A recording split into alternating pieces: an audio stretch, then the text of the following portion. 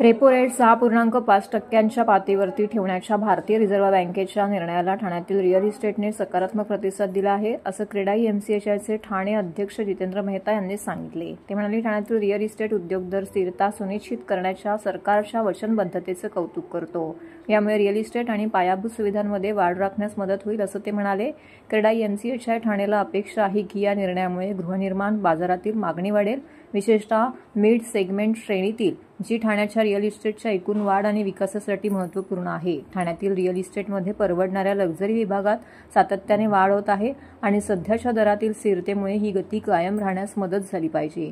गृह बाजारात आणि अधिक गुंतवणुकीला प्रोत्साहन देऊन अनुकूल कर्जदारांचा फायदा गृह खरेदीदारांना होत राहील। गृह बाजारामध्ये अधिक गुंतवणुकीला प्रोत्साहन देऊन अनुकूल कर्जदारांचा फायदा गृह खरेदीदारांना होत राहील, असं ते म्हणाले। आम्ही धोरणातील संतुलित दृष्टिकोनाचे स्वागत करतो, जे चलनवाढीचा समतोल राखताना तरलता राखते आणि वित्तीय संस्थांना समर्थन देते। क्रेडाई एमसीएचआय ठाणे देखील सरकारपुढे पुढील सहाय्यक उपायांवरती विचार करण्यास उत्सुक आहे, ज्यामुळे तरलता वाढेल आणि क्षेत्राला दीर्घकालीन स्थिरता मिळेल, त्यांनी असा निष्कर्ष काढला। जितेंद्र मेहता, प्रेसिडेंट क्रेडाई एमसीएचआय ठाणे। मित्रांनो, आम्हाला एक चांगला वाटला की रिझर्व्ह बँकने गव्हर्नरने लास्ट 6 टाइममधून रेपो रेट स्थिर ठेवलेला आहे, म्हणजे 6.5%। तरी फायदा काय होणार, रिझर्व्ह मतलब जो हाऊसिंग मध्ये त्यांच्या लई बेनिफिट होणार आहे।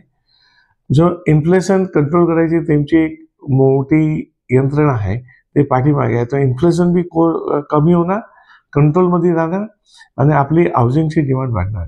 एमएमआर रिजन आणि अफोर्डेबल हाऊसिंगमध्ये त्यांच्यावरती जास्त इम्पॅक्ट आहे, म्हणजे continuously it is a statement, म्हणजे 6.5।